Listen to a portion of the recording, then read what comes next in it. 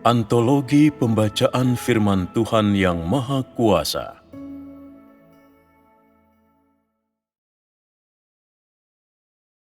Misteri Inkarnasi 1. Di zaman kasih karunia, Yohanes mempersiapkan jalan bagi Yesus.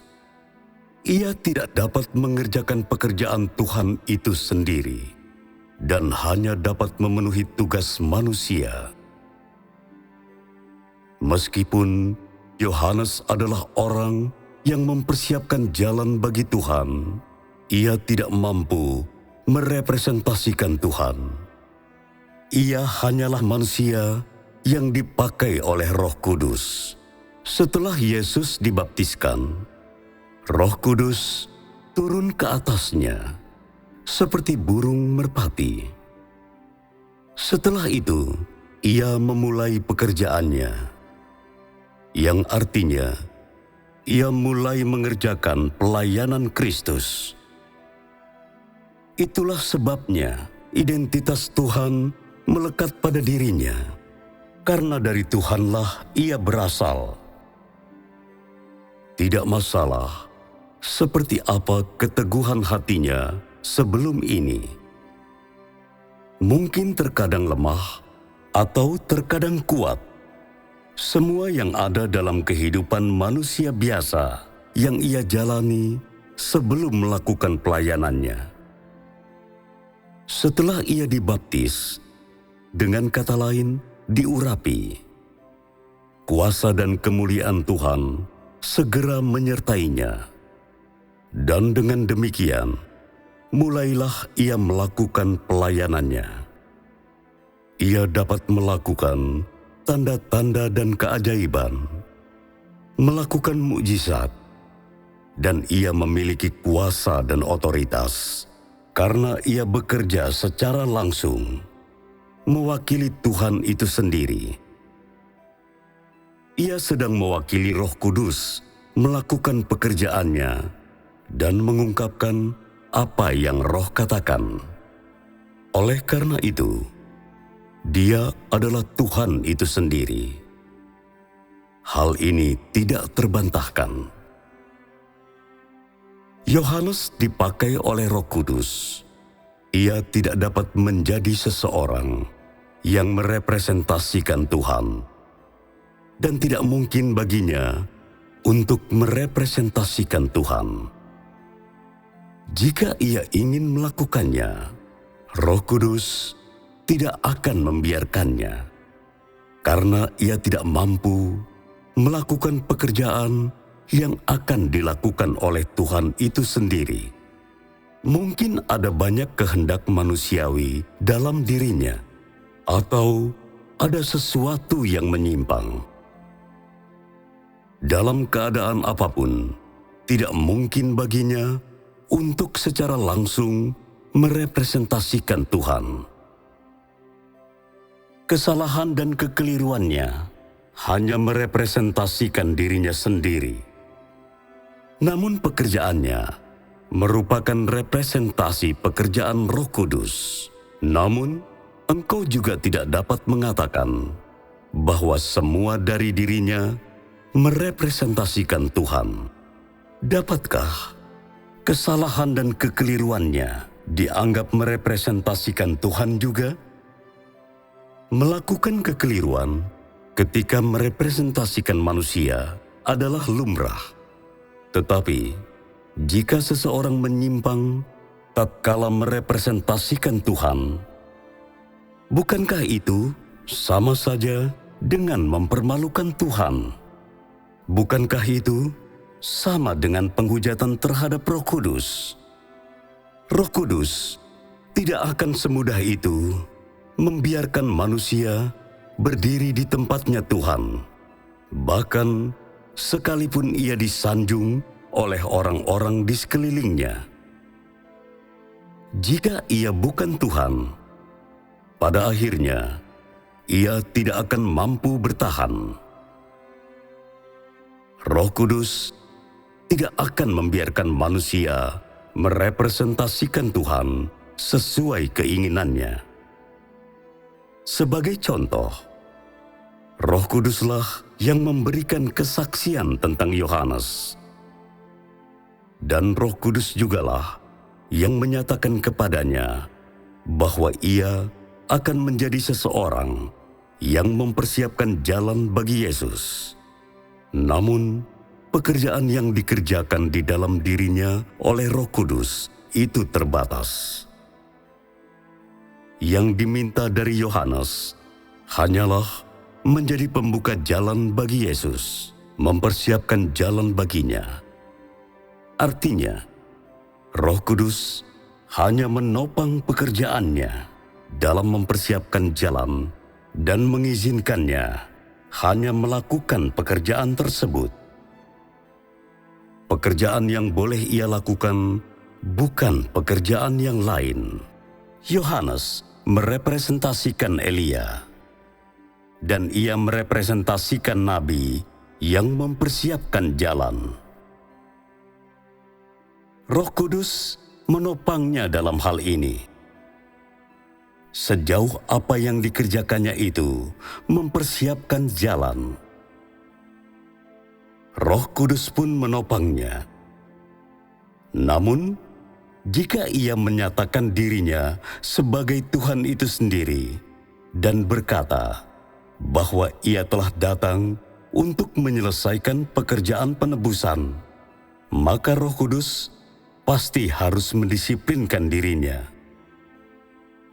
Tidak peduli sebesar apapun pekerjaan Yohanes, dan sekalipun pekerjaan itu ditopang Roh Kudus, pekerjaannya itu tetap berada dalam batas-batas tertentu. Memang benar bahwa Roh Kudus sungguh menopang pekerjaannya tersebut. Namun, kuasa yang diberikan kepadanya pada saat itu terbatas hanya pada pekerjaannya untuk mempersiapkan jalan. Ia tidak dapat, sama sekali tidak dapat, melakukan pekerjaan yang lain. Karena ia hanyalah Yohanes yang mempersiapkan jalan dan bukan Yesus. Jadi, kesaksian Roh Kudus memang sangat penting. Tetapi, pekerjaan yang Roh Kudus izinkan untuk manusia kerjakan, itu jauh lebih penting. Bukankah Yohanes telah menerima kesaksian yang luar biasa tentang dirinya pada waktu itu? Bukankah pekerjaan yang ia lakukan juga hebat?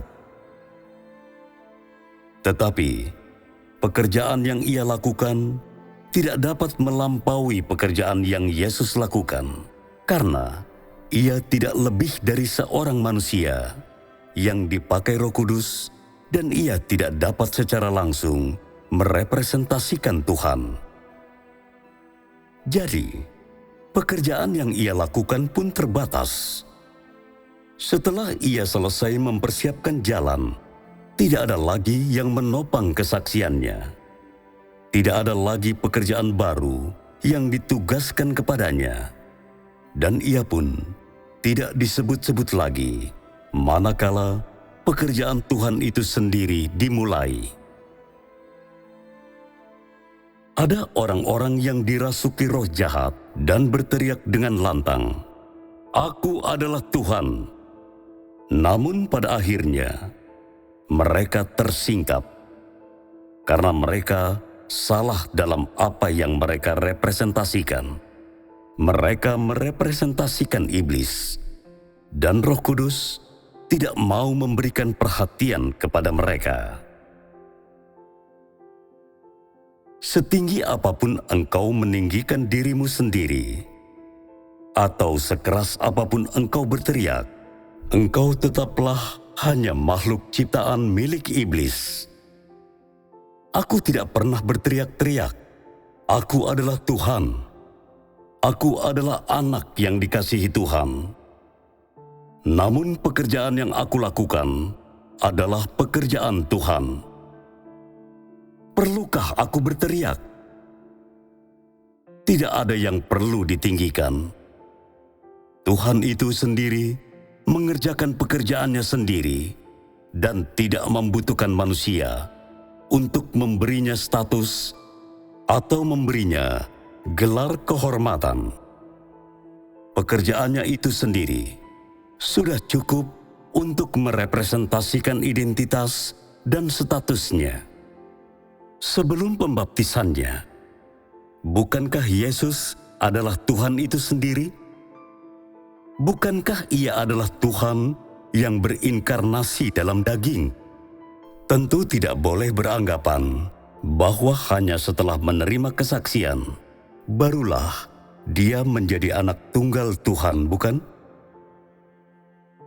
Lama sebelum Ia memulai pekerjaannya, bukankah sudah ada seorang manusia bernama Yesus? Engkau tidak mampu menciptakan jalan yang baru ataupun merepresentasikan Roh Kudus. Engkau tidak dapat mengungkapkan pekerjaan roh ataupun perkataan-perkataan yang diucapkannya. Engkau tidak mampu mengerjakan pekerjaan Tuhan itu sendiri. Dan pekerjaan Roh Kudus tidak mampu engkau lakukan. Hikmat, keajaiban, dan keberadaan Tuhan yang tak terselami, dan keseluruhan watak Tuhan yang oleh karenanya Ia menghajar manusia. Semua itu di luar kemampuanmu untuk menyatakannya. Jadi, tidak ada gunanya berusaha untuk menyatakan dirimu sebagai Tuhan. Nama sajalah dan bukan substansinya yang dapat engkau miliki. Tuhan sendiri telah datang, tetapi tidak seorang pun yang mengenalinya. Namun, Ia melanjutkan pekerjaannya dan melakukannya sebagai representasi Roh Kudus. Entah engkau mau memanggilnya manusia, atau Tuhan, atau Kristus, atau memanggilnya dengan sebutan saudari, itu tidak masalah. Tetapi, pekerjaan yang dilakukannya adalah pekerjaan Roh Kudus dan merepresentasikan pekerjaan Tuhan itu sendiri. Ia tidak ambil pusing dengan nama yang manusia gunakan untuk memanggil dirinya. Dapatkah nama menentukan pekerjaannya? Dengan sebutan apapun engkau memanggilnya, sejauh menyangkut Tuhan, Dia adalah Roh Tuhan yang berinkarnasi dalam daging. Ia merepresentasikan Roh dan disahkan oleh Roh. Jika engkau tidak mampu menciptakan zaman yang baru, atau mengakhiri zaman terdahulu, atau memulai zaman yang baru, atau mengerjakan pekerjaan yang baru, maka engkau tidak dapat disebut sebagai Tuhan. Bahkan, seseorang yang dipakai oleh Roh Kudus, ia pun tidak dapat merepresentasikan Tuhan itu sendiri. Bukan hanya orang semacam itu tidak dapat merepresentasikan Tuhan, tetapi pekerjaan yang ia lakukan pun tidak dapat secara langsung merepresentasikan Tuhan. Dengan kata lain, pengalaman manusia tidak dapat secara langsung ditempatkan di dalam pengelolaan Tuhan, dan tidak dapat pula merepresentasikan pengelolaan Tuhan. Pekerjaan yang Tuhan sendiri lakukan sepenuhnya merupakan pekerjaan yang hendak Ia lakukan di dalam rencana pengelolaannya sendiri dan berhubungan dengan pengelolaan besarnya. Pekerjaan yang dikerjakan oleh manusia, yaitu manusia yang dipakai oleh Roh Kudus, terdiri dari menyediakan pengalaman pribadi bagi dirinya, terdiri dari menemukan jalan baru, pengalaman yang melampaui jalan yang pernah ditempuh oleh para pendahulunya, terdiri dari memimpin saudara-saudari mereka, seraya berada di bawah bimbingan Roh Kudus. Yang dihasilkan oleh orang-orang ini adalah pengalaman pribadi mereka, atau tulisan-tulisan rohani yang ditulis oleh manusia-manusia rohani. Meskipun orang-orang ini dipakai Roh Kudus, pekerjaan yang mereka lakukan tidak ada hubungannya dengan pekerjaan pengelolaan agung yang tercakup dalam rencana 6.000 tahun.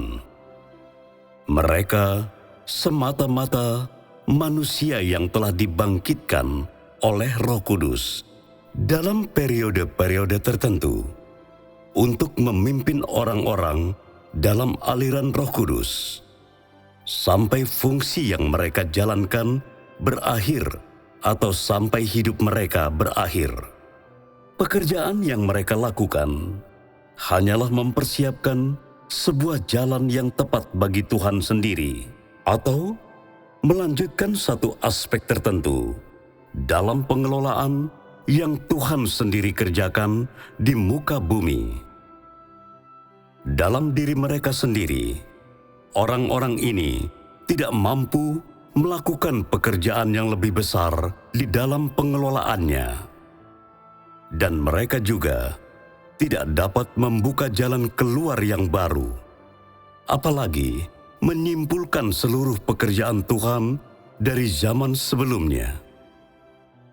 Oleh karena itu, pekerjaan yang mereka lakukan hanyalah merepresentasikan makhluk ciptaan yang menjalankan fungsinya dan tidak dapat merepresentasikan Tuhan itu sendiri yang mengerjakan pelayanannya. Ini dikarenakan pekerjaan yang mereka lakukan tidak seperti pekerjaan yang dilakukan oleh Tuhan sendiri. Pekerjaan mengantarkan zaman yang baru bukanlah sesuatu yang dapat dilakukan oleh manusia menggantikan Tuhan. Pekerjaan itu tidak dapat dikerjakan oleh siapapun selain oleh Tuhan sendiri. Semua pekerjaan yang dilakukan oleh manusia terdiri dari melakukan tugasnya sebagai makhluk ciptaan dan dilakukan tatkala digerakkan atau dicerahkan oleh Roh Kudus. Pedoman yang dihasilkan oleh orang-orang ini sepenuhnya terdiri dari menunjukkan kepada manusia jalan penerapan dalam kehidupan sehari-hari dan bagaimana seharusnya ia bertindak selaras dengan kehendak Tuhan. Pekerjaan manusia tidak melibatkan pengelolaan Tuhan, juga tidak merepresentasikan pekerjaan roh. Sebagai contoh, pekerjaan Witnessly dan Watchmeni adalah memimpin. Entah jalan baru atau lama, pekerjaan tersebut dilakukan bersandarkan prinsip untuk tetap berada dalam lingkup Alkitab, entah untuk memulihkan gereja lokal ataupun membangun gereja lokal. Pekerjaan mereka berkaitan dengan mendirikan gereja. Pekerjaan yang mereka lakukan dalam melanjutkan pekerjaan Yesus dan rasul-rasulnya belum selesai atau tidak berkembang lebih lanjut pada zaman kasih karunia. Yang mereka lakukan dalam pekerjaan mereka adalah semata-mata melakukan kembali apa yang Yesus perintahkan di awal pekerjaannya untuk dilakukan oleh generasi-generasi yang muncul setelah dia. Seperti menudungi kepala mereka, menerima baptisan, memecah-mecah roti, atau minum anggur. Dapat dikatakan bahwa pekerjaan mereka adalah berpegang pada Alkitab dan mencari jalan dari dalam Alkitab. Mereka tidak menghasilkan kemajuan baru apapun. Oleh karena itu, yang dapat orang lihat dalam pekerjaan mereka hanyalah penemuan cara-cara baru di dalam Alkitab, juga tindakan-tindakan yang lebih baik dan lebih realistis. Orang tidak dapat melihat di dalam pekerjaan mereka kehendak Tuhan yang sekarang, apalagi menemukan pekerjaan baru yang berencana dilakukan oleh Tuhan di akhir zaman. Ini karena jalan yang mereka tempuh masih jalan yang lama. Tidak ada pembaruan dan tidak ada kemajuan. Mereka terus berpegang teguh pada fakta tentang penyaliban Yesus, melakukan tindakan meminta orang untuk bertobat dan mengakui dosa-dosa mereka.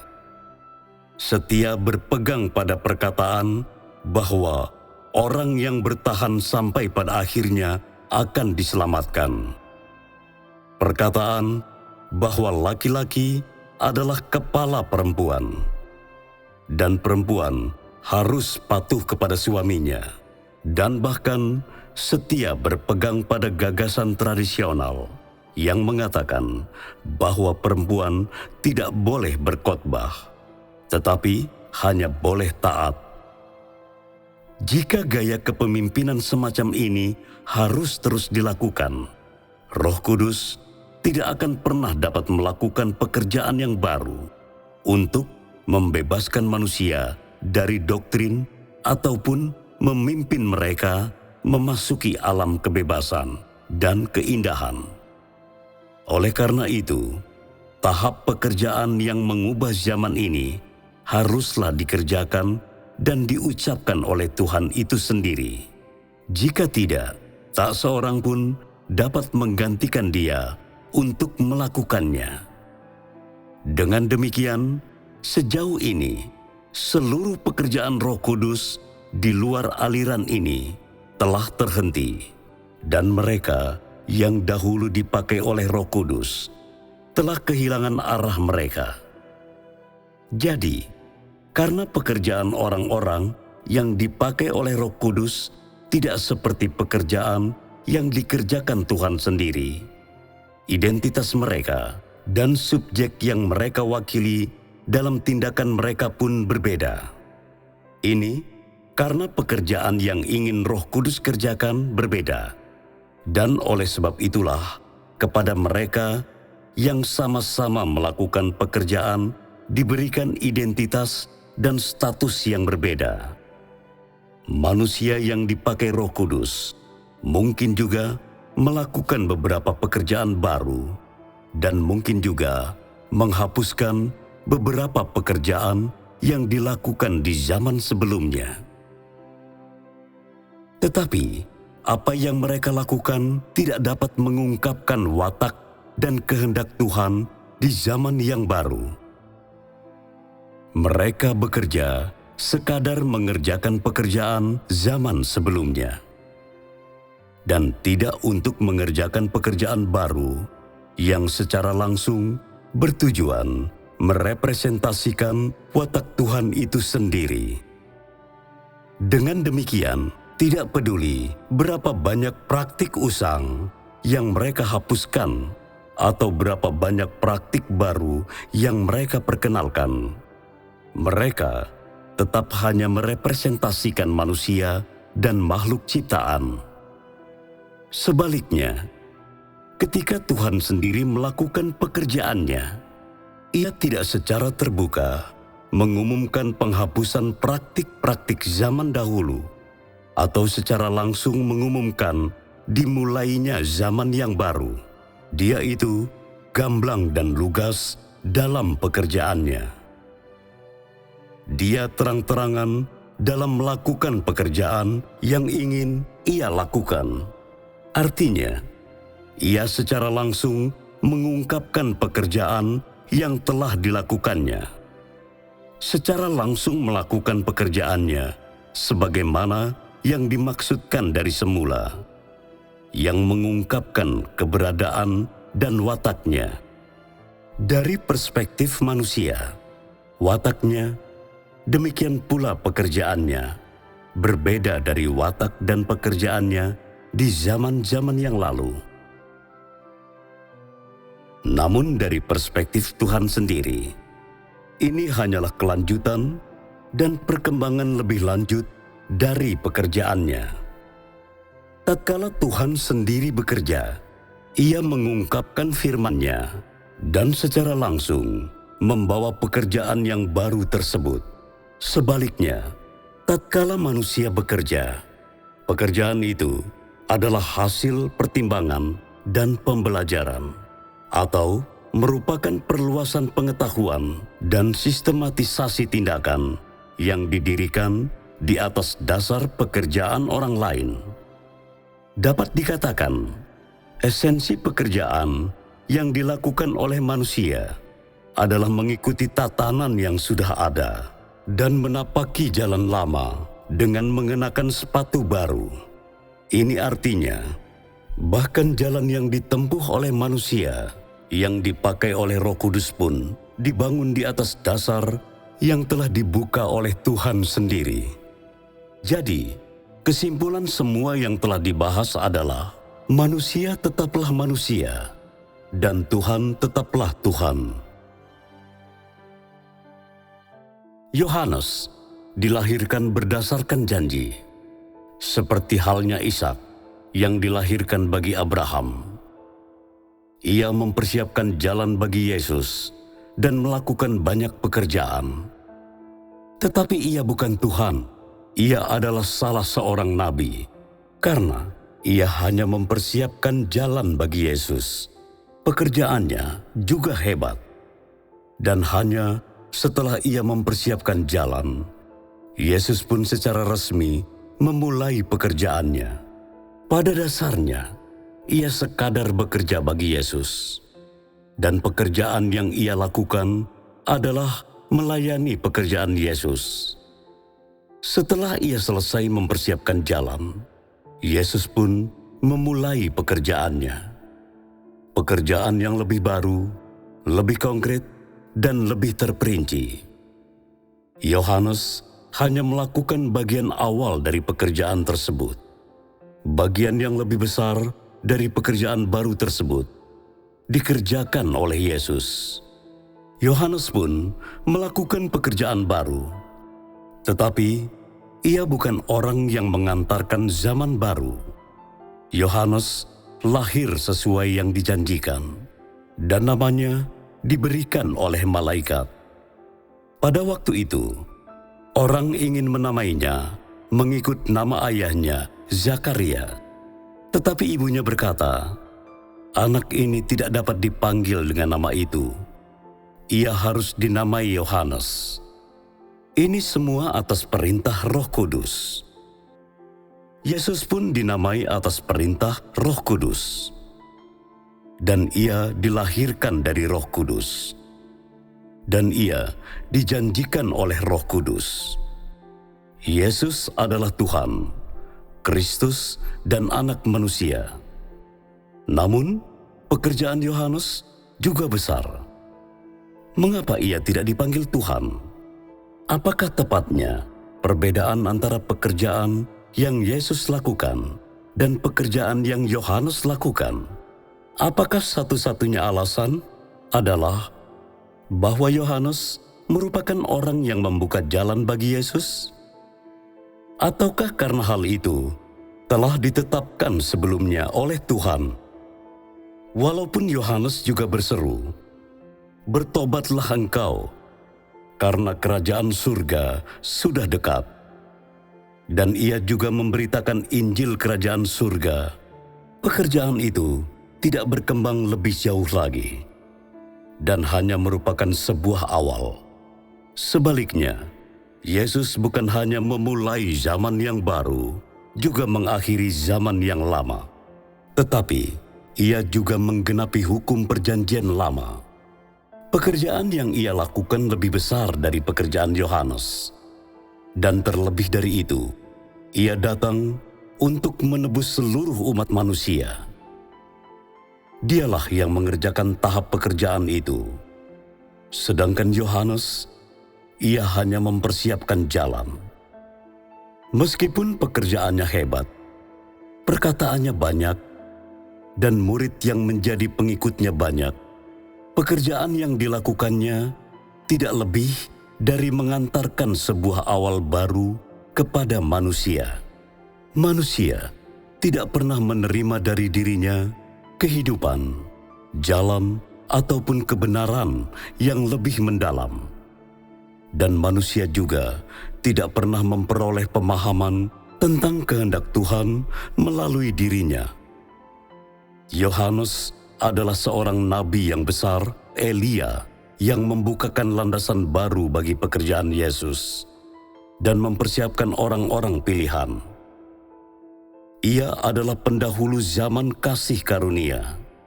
Perkara semacam ini tidak dapat dipahami hanya dengan mengamati penampilan manusia normal mereka.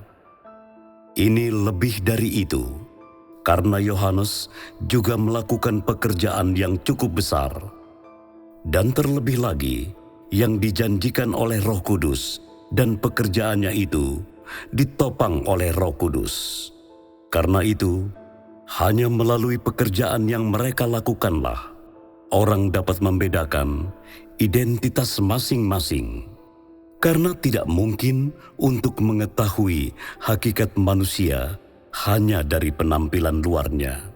Juga tidak mungkin bagi manusia untuk memastikan apa yang menjadi kesaksian Roh Kudus. Pekerjaan yang Yohanes lakukan dan pekerjaan yang Yesus lakukan tidak sama dan berbeda juga dalam naturnya. Dari inilah orang menentukan apakah ia Tuhan atau bukan. Pekerjaan Yesus adalah memulai, melanjutkan, menyimpulkan, dan membuahkan hasil. Ia melakukan setiap langkah ini, sedangkan pekerjaan Yohanes tidak lebih dari menciptakan sebuah awal. Pada mulanya, Yesus menyebarkan Injil dan memberitakan jalan pertobatan, dan selanjutnya membaptis manusia, menyembuhkan orang sakit, dan mengusir setan-setan. Pada akhirnya, ia menebus umat manusia dari dosa dan menyelesaikan pekerjaannya untuk seluruh zaman itu. Ia juga mendatangi setiap tempat, berkhotbah kepada manusia, dan menyebarkan Injil Kerajaan Surga di semua tempat. Dalam hal ini, ia sama dengan Yohanes. Perbedaannya adalah bahwa Yesus memulai zaman yang baru dan mengantarkan zaman kasih karunia bagi manusia. Dari mulutnya keluar firman tentang apa yang seharusnya manusia lakukan dan cara yang seharusnya manusia ikuti di zaman kasih karunia. Dan pada akhirnya, ia menyelesaikan pekerjaan penebusan. Yohanes tidak pernah dapat melakukan pekerjaan ini. Jadi, Yesuslah yang mengerjakan pekerjaan Tuhan itu sendiri, dan dialah Tuhan itu sendiri, dan yang secara langsung merepresentasikan Tuhan. Gagasan manusia mengatakan bahwa semua orang yang lahir berdasarkan janji, yang lahir atas kehendak Roh, yang ditopang oleh Roh Kudus, dan yang membuka jalan keluar yang baru adalah Tuhan. Jika menuruti alasan ini, Yohanes pun dapat dianggap sebagai Tuhan. Juga Musa, Abraham, dan Daud. Mereka semua juga bisa dianggap sebagai Tuhan. Bukanlah ini lelucon luar biasa?